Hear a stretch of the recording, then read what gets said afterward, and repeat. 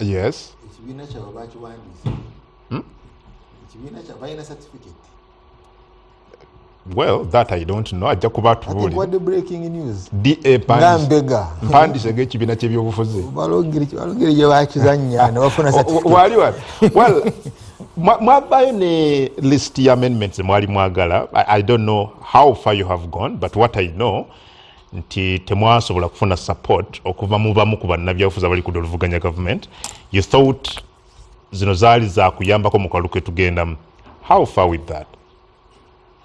Well, nga bw'okyogedde mu bamu kwabo waliwo abatakyagala naye ate bangi bakyagala. Tetutudde tukyagenda mu maaso. The debate teteekwa kubeera kwabo bokka abeerowooza nti be balina be bakutte Uganda at ransom. The debate must be spread out. Eteekwa okugaziyizibwa. Twogeraganye nga bannayuganda. Nange ngatte eddoboozi lyange kukungubagira papa waffe era kitalo nnyo n'okukubagiza. Naye wantandikizza weewo nti bw'olaba obuzibu bwe tulina abali mu buyinza bali stuck. Naffe abaagala okugenda mu buyinza tuli stuck. N'eggwanga lyonna okutwaliza wamu which is 80% kubanga bali bakola only less than 20% nabo bali stuck. Ebintu ebitera okukyusa obuyinza bwe bitaba bibiina bya bufuzi oba nga byegasse oba kinnakimu otera okusanga institutions endala nga nazo ziyingidde ogamba ng'amagye. Bw'otunuulira ab'amagye bw'otunuulira ng'abakontendinga singa wabaawo ekibaddewo oyongera nakweraliikirira. Nogamba bano abasuubiza okuba abantu ab'obwereere mu Gwokutaano ku muti bagenda kujja bakolera ekiba n'eggwanga. Singanga kibadde kizibu ekyo. Bw'otunulira mu kibiina ekifuga olwaleero ekiri mu buyinza nakyo bw'otunulira abali emabega bagamba tufeera tulaba wateekwa okubaawo nga bwe twayogerako wano ku bya piraawo abamu bagita piraawo bagita PLU. Naye ng'olaba obuzibu bw'abandigendi lyandibadde essuubi nti okay bano biba bibalemye. So the whole thing is we must learn with humility nga papa bwali with humility tekina kitujjako okwogeraganyanga ki ng'eggwanga. Ebibiina kirina kimu singa watunuulidde ekiri mu kibiina ekikulembera olw'opposition we okwata ku mimwa n'ogamba kiki kino kye tuliko naye ate naffe abatakyakulembera opposition era okwata ku mimwa. So tuteekwa okwogeraganya ng'eggwanga ate ne tamanya nti ffeffe kasiiffe bannannyini lyo n'abalina obwakyabazinga obwakabaka n'abalala nabo bannannyini lyo ne banaddiini nabo era nabadde musanyufu nga ndaba olukiiko lw'aba bishops abakatulika aleka kane joint Christian Council nayo erabika yakutte kubeeri butwalabye mu Lwokutaano. Kakali olaba nti the momentum is building. Abano tekisoboka tewali budde tewali sente tumanya abo tubalina bo bangi tekisoboka tewali budde twagolodde kooti ffe tetwagala kutwala ggwanga lyaffe ku flames nga bwe kyali e Rwanda nga bwe kyali e Sudan nga bwe kyali twalaba wano omusaayi nga gukulukutana gutuuka ku Lake Victoria nga nawe tokyalya byannyanja. We can't take that option gye tulina okutwala yeeyo abantu abategedde nti eggwanga lino si lyange nga bwe bategeeza Moi in no uncertain terms. Basajja baffe yali vice president ng'alina mu kibiina kya KANU omugenzi Saitoti n'abaali mu opposition be bayamba Moi okuva mu mbeera ya hostage gye yali atuuseemu era oluvannyuma Moi n'afanga munna Kenya omugundiivu asaanidde n'okuyitibwa oluusi ate ne Tanzania kubanga ne Nyerere naye yali bwati bwakasajja fuba ne bwagala okujja naye we yafiira kati wulya bamu baagala nakumuwa bwa saint kubanga yaddamu n'ava mu bwamukaabya nga Moi bwe yakola nga Jerry Rawlings bwe yakola n'afuuka muteesa. That is the way to go. Obudde tubulina ebisoboka the minimums zisobola okukolebwa even ku electoral reforms. Even ku electoral reforms. ate ebintu ebimu tubirina mwana wattu singa nga mutuusewo because tugaze emyezi gigino giringa ena we are not worried about tusigaza myezi ena ebintu ebimu bisobola n'okukyuka kakati constitution yaffe ennungi yawaawo amakowe 3 ekkowe erisooka nti bano bamemba ba parliament nga bazuukuse mu silamba yonna gye baba balimu at any one time basobola okukyusa order paper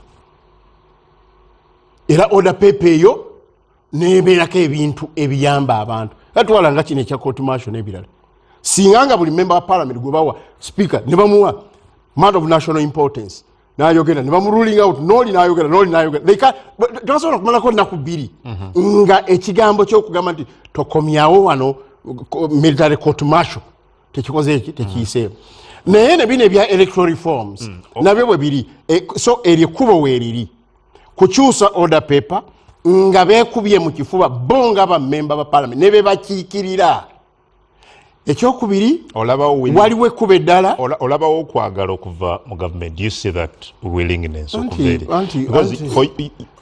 byoyogera you based on the assumption nti willingness eyo weeri nti tuteekewo embeera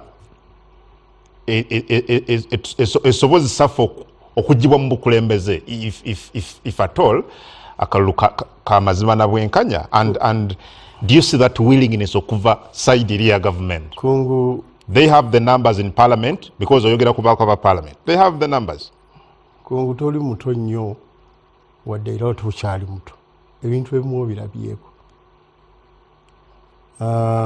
oba wawulirako oba walabako twalina wano olutalo lw'obwa kabaka addamu ati okufuuka kabaka okuva ku bwa Ssaabataka n'obwakabaka bujja we didn't get everything actually abamu era bakyakirwa nti n'ekyo kye twafuna byali byoya byanso naye ne ku byayitibwa ebyoya byenso waliwo ekizimbiddwako I never lose hope ffe tetunaba nakwogera ku kigambo nti bali tubajje mu buyinza nti kyokka kyenneesibyeko bali tubajje naye wateekwa okubaawo ebikyuka wateekwa okubaawo ebikyuka ekyokuva mu buyinza oba okusigala mu kisobola okujja leeta naye waliwo biteekwa okwogerako kati ng'ekigambo ky'okujja amagye mu kalulu I don't need seta kugenda ku mulubaale kutegeeza wa NRM nga chairman we yawandiise ebbaluwa nga naye akaaba nga naye akaaba yagiwandiise nga naye akaaba nga ne candidate we nambi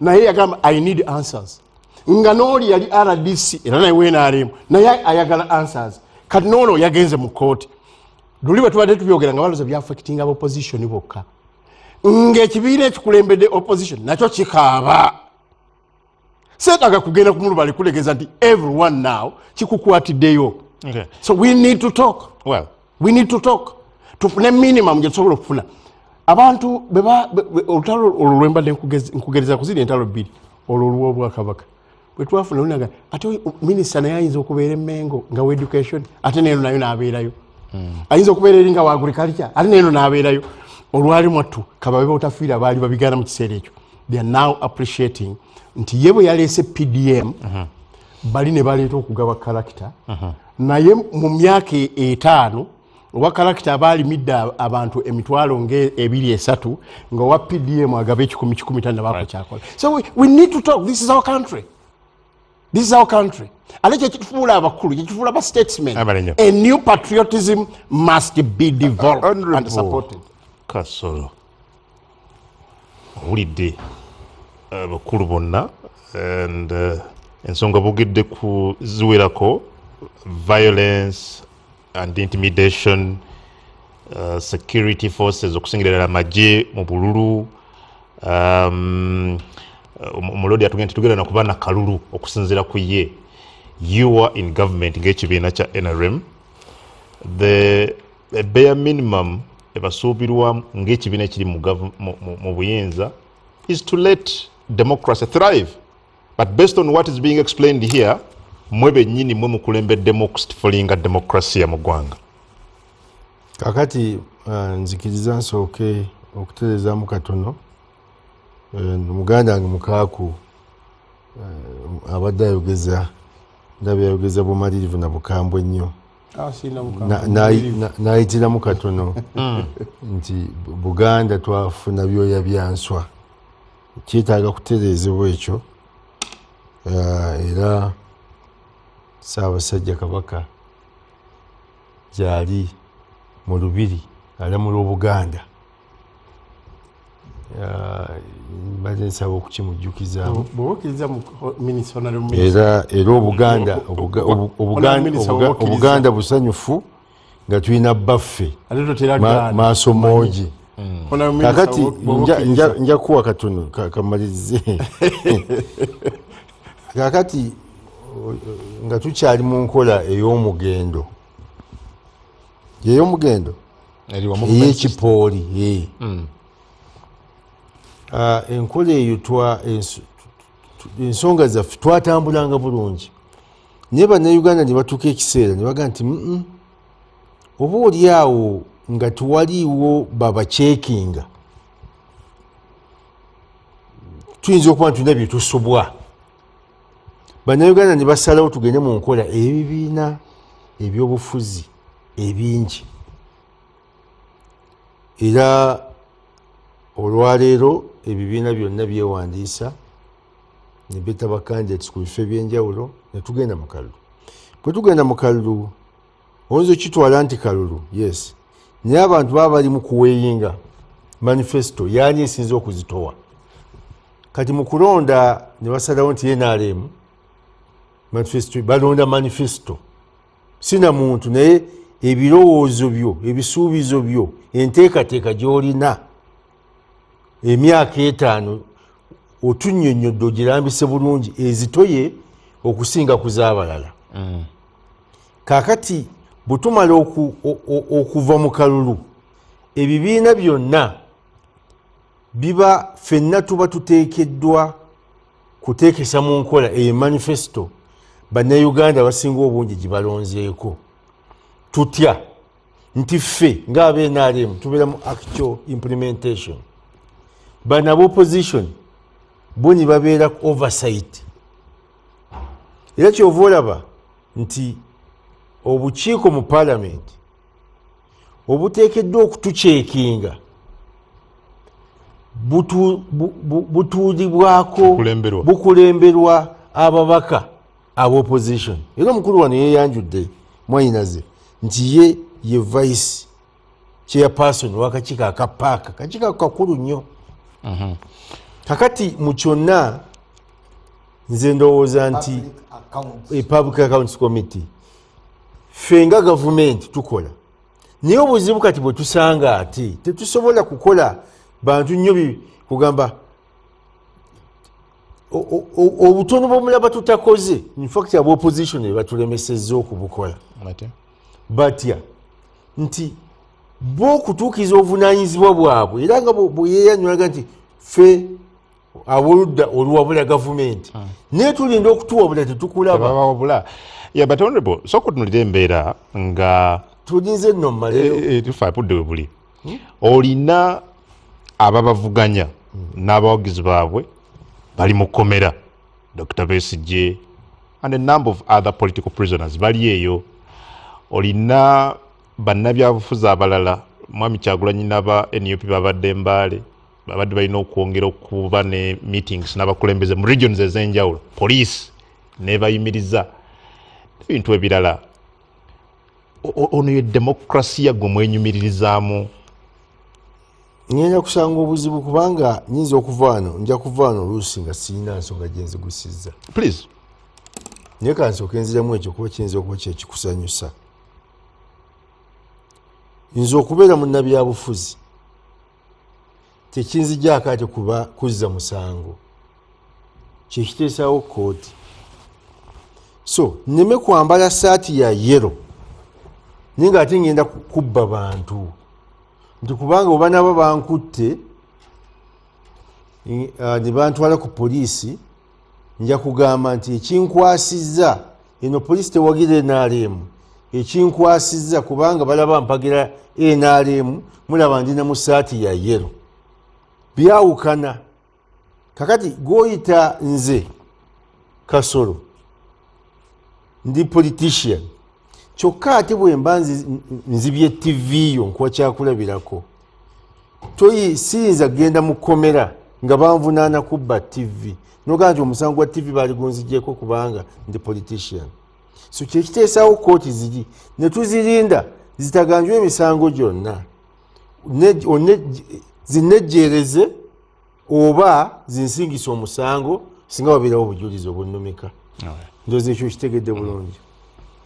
Kakati nze nalina olukuŋŋaana ekyotera ndi minisita poliisi yanambika butereevu wennyina okuyita nibange wano tuyitawo era nibampa n'ensonga zaabwe era mwana wattu saayitawo nempita gibakoze eki nagonda nempita gibannambisa okuyita nentuuka bungi mu kisaawe gye nalina okusisinkana abantu. Kati ekizibu ekibeerawo nti oluusi ate bannaffe abatugamba nti eddembe ly'obuntu linyinyiddwa bo beerabira nti nabo bennyini mu kkuba enkuŋŋaana ate baagala ozikuba mu butale okulinnyira eddembe lya bannaabwe nabo abali ku midaala abavudde waka nga bazze kunoonya ssente.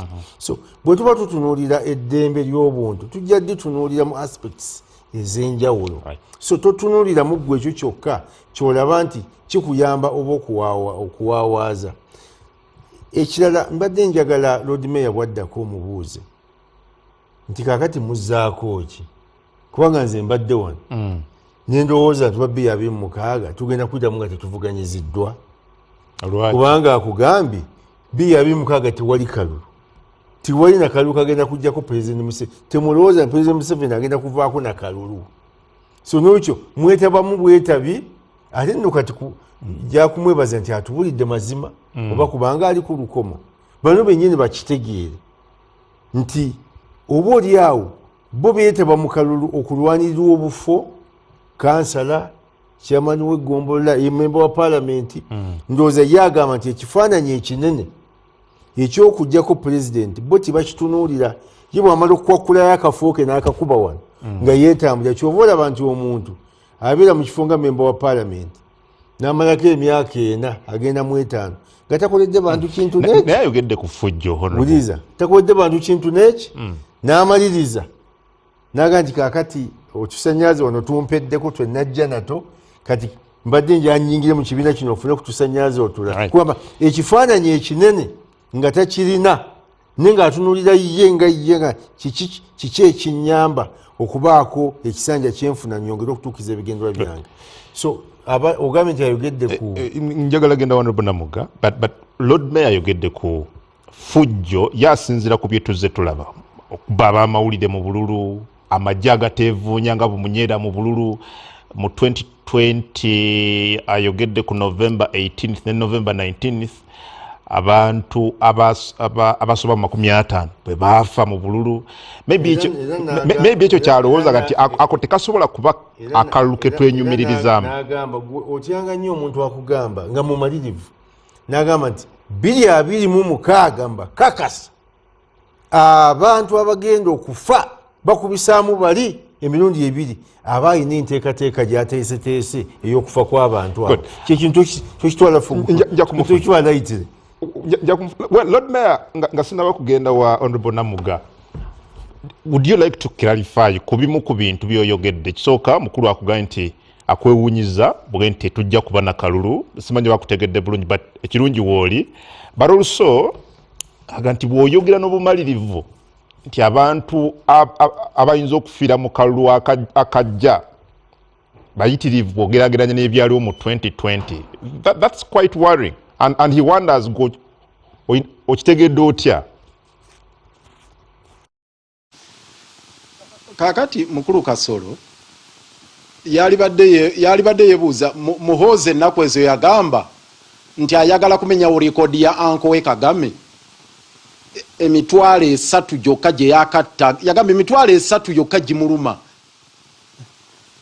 Kakati bwagamba nti ako kabobi njakajjako ensingo yo Besigye nja kumuttira ku muti wano kino ngenda mukola kino n'agamba nalumbi akabiina simanya nensangayo bupiira bugali mpita ng'agamba nti yalumba Nuupu n'akola ekibiina ne kiri registered n'alumba ekitebe n'akiteekinga over amagye ne gabeera wali n'agenda nakola effujjo lye ne baddayo. Kaakati Bobi Wine yabadde agenda kukuba olukuŋŋaana mu Western Uganda yeebuuze ku bantu ng'etteeka bwe ligamba nti bw'oba oyagala okwesimba ogenda weebuuze ku bantu. Bamugambye tolinnyayo ne bamugamba togenda mu Northern Uganda. Kakati oyo ke kalulu ako kakugamba nti ke kagenda okubeerayo. Abajja ati abasiguku abakwata Nalukoola ne bamujja ka bodaboda ne bamukuba omutwe ku kolansi katono bagwase. Nalukoola n'obwa Nalukoola bwe nti bagenda kuleka akalulu ako kabeereyo. So ebyo bye tukugamba nti please Mwami Yoweri Kaguta Museveni ne mutabani we ne famire yaabwe tebayinza kukkiriza nti waliwo akalulu akayinza okubajja mu buyinza. Ekyo si kirumamu.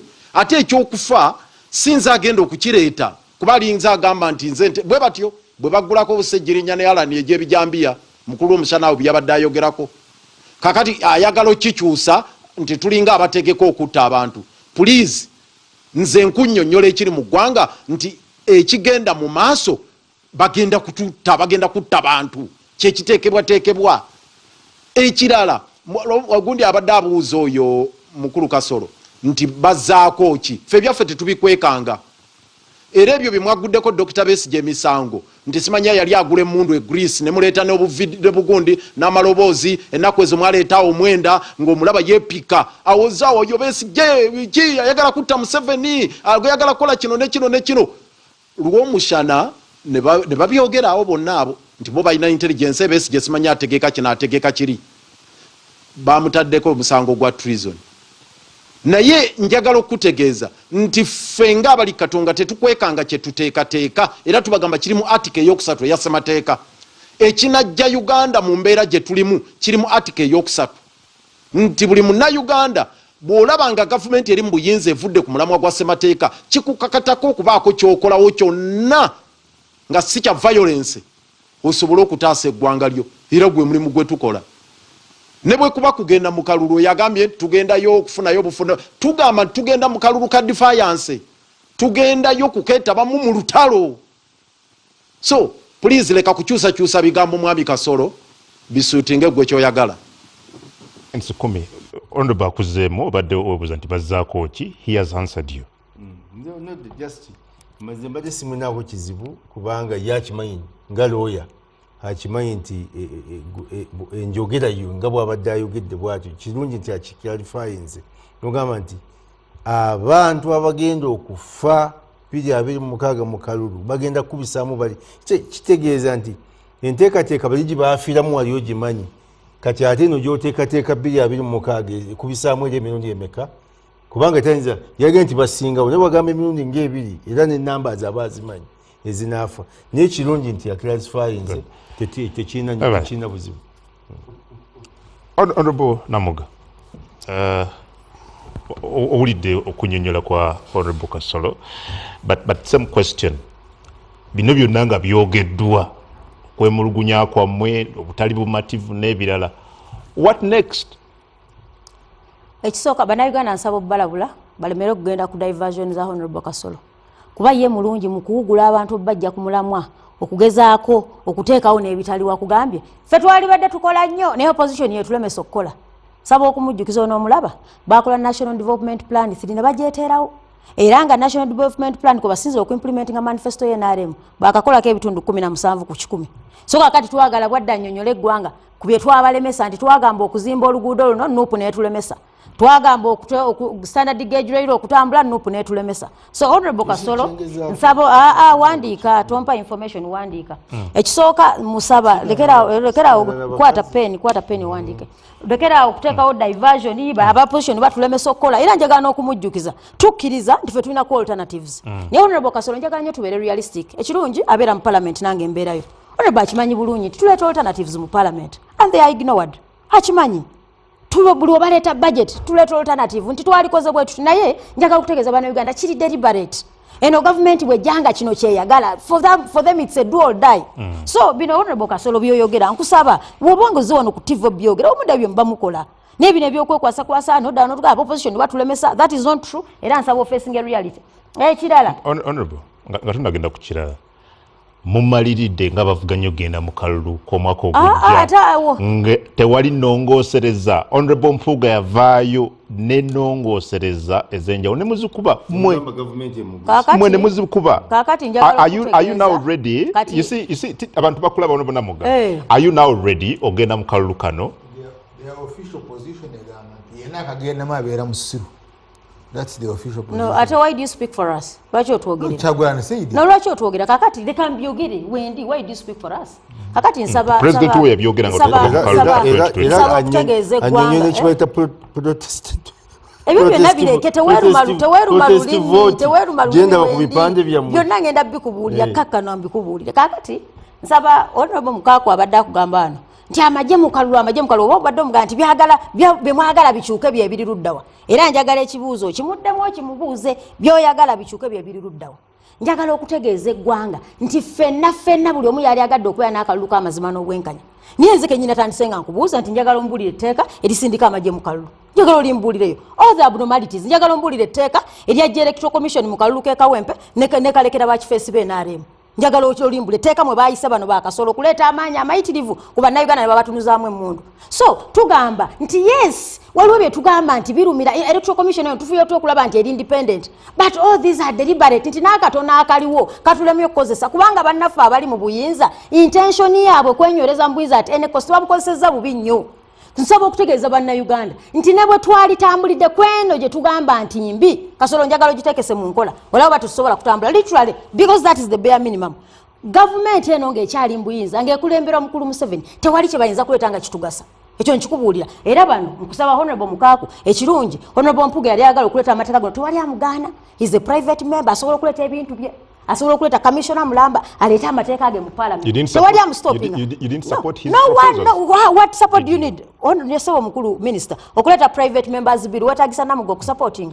It's a private it's a private members bill. Ensonga ziyali aleeta ate mumulaga nti ze musimba kesira. Nedda nkugambye azireete. We are all in Parliament soko wandika wandika nati kati bwe buli wenkulifalingako ng'owandika bonaabo ddamu ng'ombuulira. Kakati bino byonna njagala muleme kuwuddisibwa ati opposition baamugaana nange nga nakedde nga nina byenjagala okuleeta sebo ndi private member nzikirizibwa okuleeta amateeka ge njagala okuleeta ono abadde ambuuza kiri ky'obadde omuza bakiyita protest vote. Kakati njagala ojagenda mpola naye ngenda gikunyunya kiwandiika no bulungi. You see lwaki baga nti temwawagira Honorable Mathias ne proposal ze. I know for fact nti yawandiikira ebibiina ebyenjawulo NRM yagiwandiikira but nammwe mwena bali kudoluvuganya government and ebibiina ebimu byasobola okumuddamu era n'agenda n'abasinkana ne boogera ku nsonga eno. Up to now I know for a fact mwe mwafuuka kyesirikidde. To be honest waliwo n'abadde bamukuba nga bava mu kibiina kyo ku nteekateeka eno eya reforms. Adamu musaba tubeere serious saga ujje bannayuganda ku mulamwa. Njagala ombulire etteeka erigamba omubaka wa Parliament nti abanupu obatakkiriza togenda mu maaso. Njagala olimbulire nti woba obeebuuzaako n'obawandikira ebbaluwa ne bagana togenda mu maaso. Njagala olimbulire nti private members bill ekwetaagisa nti woba tobuuza ku bibiina byonna togenda mu maaso. Eyalumu nga yasobola ogireeta etteeka lyalumu nga yasobola odireeta. Ekyalumu nga yasobola okireeta adamu kyabuuza kyabadde agamba nti ensonga zino zaleeta eziri mu bbago mwenna aba opposition bwembeera ku radio bwembeera mu constituency zemwogerako zimwekwasa nti NRM mutekoze eki ate Honorable Kasola ennaku emukwata Honorable Kasola alina bye yali ayagala okuyisizaamu ono omulaba baali baagala kuleeta parliamentary system teri kudda mu kulonda kyovula bimuluma n'ebya court martial byonna baali baagala bwe kimala okujja babifutankiraawo kakati mukulu Kasolo nze njagala okutegeeza tewali yagaana wakitiibwa Honorable Mpuuga kuleeta tteeka li ngeri alumu omwali kukusa nalyo lyajja kati muleke ne Honorable Mpuuga aleete etteeka lye teryamugaana. Ensonga y'akalulu ka 2026 erinnya lyange nze Namugagoleti ndi mubaka wa Parliament eyava Mawogola. Nsaba okutegeeza eggwanga teri agenda kukkiriza kibiina ky'NRM kuyisa bannayuganda nga bwe twayisiziddwa Kawempe. Ekyo Lord Mayor kyabadde agezaako okugamba nti ebyo bye twalabye Kawempe Honorable Mukaaku ffenna bye tuvumiridde nambi byavumirire yali candidate w'NRM tewali agenda kuddamu bikkiriza. Kakati eno kyabadde ga protest vote kalulu kakuguguba kugamba tukoyo obujozi okumanyirwa n'okuyisibwa ng'emmomboze mu ggwanga lyaffe. gyotugamba nti otegesa akalulu naye n'otegesa akalulu k'ekimpatiira ng'otegese tukolako fujjo na tuteekako lyanyi erisukkiridde okutulaga nti akalulu kaliwo just for show newankubadde temujja kulonda kakati protest vote etegeeza kino nawe olwamushana wa ddembe okubalatanga bwakola oli wa ddembe okutwalira amateeka mu ngalo nga bwemukola naye nze nkugamba nti power belongs to the people ogwaffe gwa kumaakuma kukunga bannayuganda kubaga nti mu kalulu akaddako mu bugube kalulu kakwekalakaasa kalulu kakulaga NRM nti tewali kuddamu kujoga bannayuganda mu 2026 protest vote tugenda mu kalojja kuseka ate nkule kasolo ojja kuseka naye nkubuli mugende mukwate emmundu mujoga abantu gweseka bannayuganda mbakunga tuteekwa okulwanirira amaanyi g'abantu article 1 etuwa obuyinza nga bannayuganda okulonda nkugambye yensonga lwaki obabonyaabonya ne bateddukira nojjawo civic education ne batamanya kyakola kati ogwaffe gwakubalabula nti tebagenda kuddamu kujogebwa. And you asked a very pertinent question for me. Boganti agenti bwe banaabiddamu tebajja ku TV gwe mukutu gwononya ku X @NBS TV oba okose #NBS barometer era tujja kubeera nga tukusanga eyo tubeere nga tusoma kyotadde bangi mubikoze muli bangi wano mbalaba mbakolo kavuma kulaba nagaye good evening. It's really paining at 40 years NRM has been in power, but last week all members in parliament were crying before the minister to have their roads worked on, including the Deputy Speaker Tayibwa.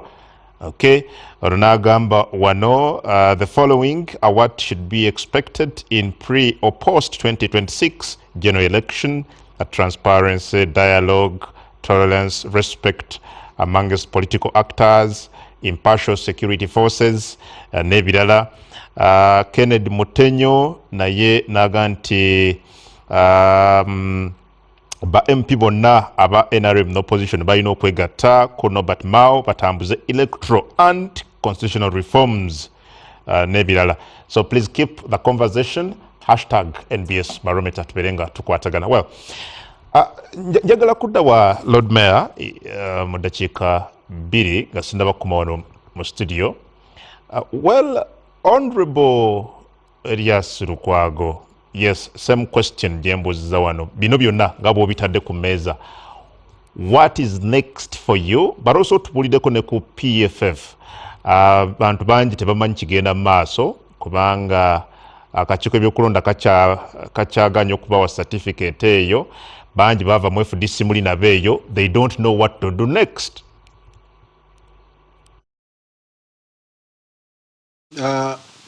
Ekya registration ya PFF tuze tukyogere nkya n'eggulo. Empapula zonna twaziteekayo mu mwezi ogw'omunaana omwaka oguwedde. Ebisaanyizo ebirala bye baali baagala signatures byonna ne biggwayo mu November. Kaakati tuli mu mwezi gwa kuna tugenda mu gwa kutaano. Electoral Commission ekyazanya jangu nkwekule. Era eri ku nkola ya kamese etambula. Baakwata foomuzi zaffe ne bazuwa aba RDC, ne bazuwa aba ISO, ne bazuwa aba GISO, be bagenda babuuza abantu ddala wasayininga. Okimanyi nti Dr. Besigye ali mu kuwandiisa kibiina ky'abayeekera. Okimanyi nti kyekyamukwasisa era kyekyamutwaza mu kkomera kati olwidde naawe mwegattako ebyo bibagenda bagamba abantu baffe babatiisa. So mwami Romushala badaga nti bagende kugombolola kati ebyo nobo kikolera ki?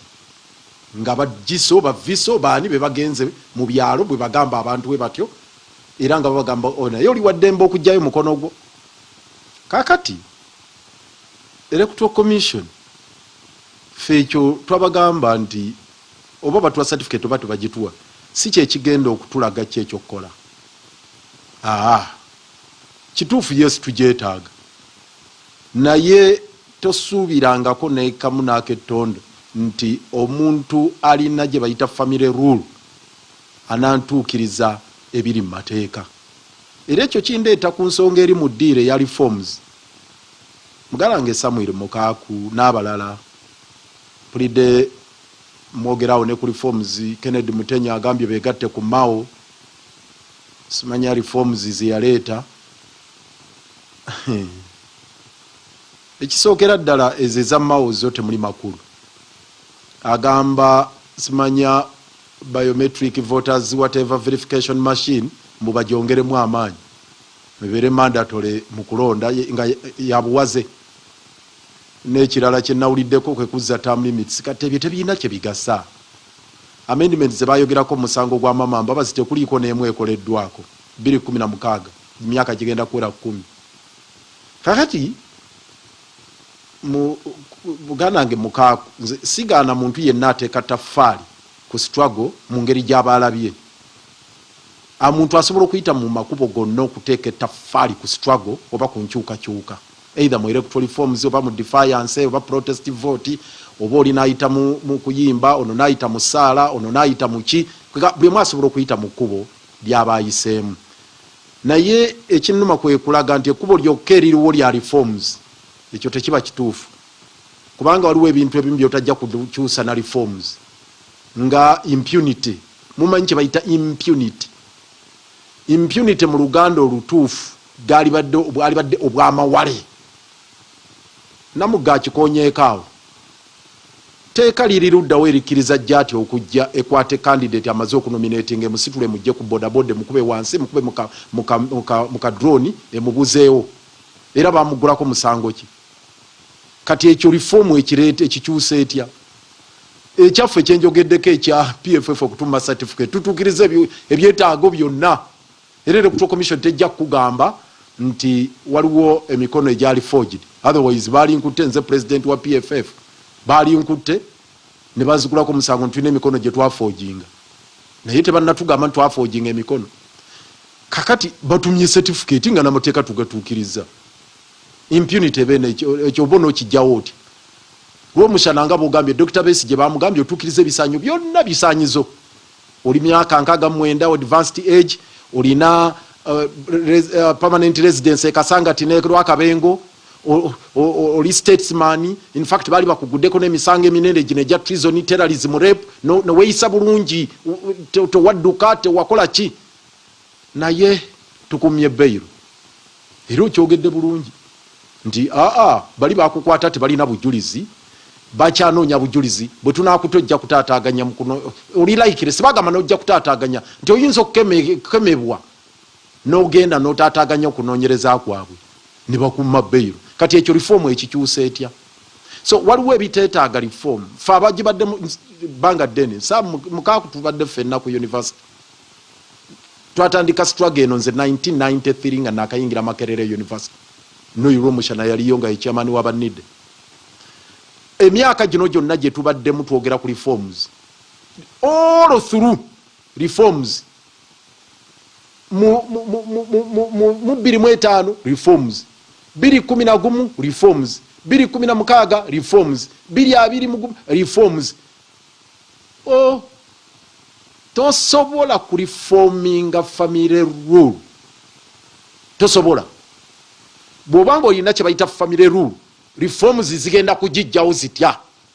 So ekisembayo ddala katono nnyo kasekenda busekenda nti a constitution eriwo eri abrogated. If a constitution has been abrogated, no amount of reform will resuscitate it. Tekiwali reform egenda gikyuse gizeewo. So kati tulwanyisa family rule toyinza gijjawo na reform. Osobola okubaako reform z'okolayo ne zibaako kye ziyamba, fine, naye amakuba amalala ge gakyasinze okuba amatuufu agateekeddwa okuyitibwawo. Tubeeko n'ekitereezo okwongera okubeera nga naye nga weebale nnyo omulodi wa Kampala Hajj Elias Lukwago. Njagala kudda wano naye nga twagala kujjukiza nti mu dakiika 2-3 tugenda ku Afro Mobile programu eno ebere nga yeyongere. Nkuwayo dakiika emu mwami Mukaaku. You respond. Much as reforms zeetaagisa nga Lord Mayor wannyonnyodde ne Honorable Namuga, but waliwo ebintu ebirala yagenda nti reforms zeetaagisa, granted, but how about these other things? Namuga abuuza amateeka ki agaleeta abasirikale ab'amagye mu bululu, jaati ejja eyita mu tteeka ki n'ebirala. Dakiika emu. Kitalo kubanga nfunye dakiika emu because segment yeno siji contribute nzeeko naye I want please okusooka nze njagala nnyo okugoberera abantu bonna ku ebyo bye bakkiririzaamu naddala bwe banga birina kye binaayamba ate era abantu bonna bendabye nga Dr. Semwogere ku party financing n'ebirala twatuuka ekiseera nitubaako kye tufunye. Njagala nnyo Lord Mayor ku kigambo kya rule of law but enkya n'eggulu rule of law emenyebwa with impunity but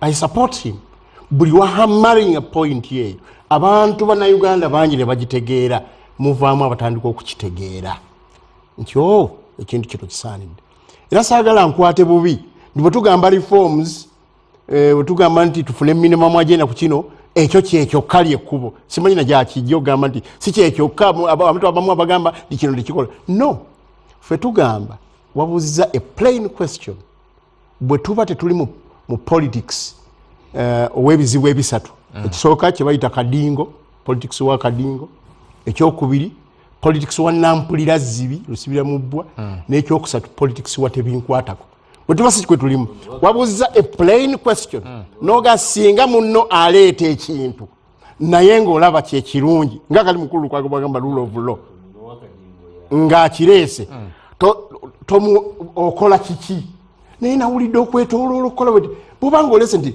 tutaabasibe kintu kirungi sifaayo lwomukyana yakikoze eki yakireese nange nyongerezaako buki bwongereza naye ekizibu gwagambye bano tebatudde baddamu abamu ne bagamba nti ebintu bye baleese birungi naye ekibya bireese y'empuuga ekyo nekiba kizibu kati otandika okugamba bwe mbanga ddala twagala kulaba nti electoral commission ebeera fair naye Namugga yaleese propose eyo nze ekiŋŋaano giwagira kiba kiki bwe kiba nga